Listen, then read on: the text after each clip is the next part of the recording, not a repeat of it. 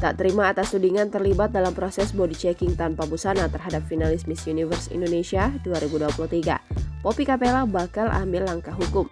Sebagai National Director sekaligus mantan pemilik lisensi Miss Universe Indonesia, Poppy Capella memberikan pernyataan di media sosial Instagram @missuniverse_id yang menyatakan dirinya akan mengambil langkah hukum buntut tudingan terlibat dalam proses body checking tanpa busana. Poppy Capella menyebut dirinya akan menuntut balik terkait adanya dugaan tindak pidana menyebarkan kabar yang tidak pasti. Ia pun meminta kepada pemerintah, kepolisian, hingga masyarakat untuk lebih jeli dan tidak terkecoh dengan pemberitaan mengenai adanya pelecehan seksual saat proses body checking.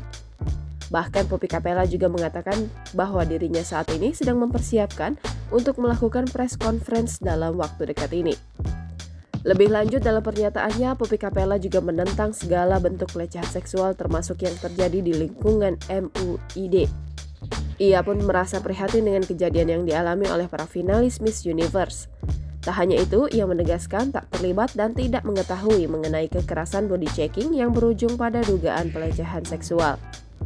Poppy juga mengklaim tidak pernah meminta atau mengizinkan siapapun melakukan body checking. Jangan lupa subscribe, share, komen, dan like ya!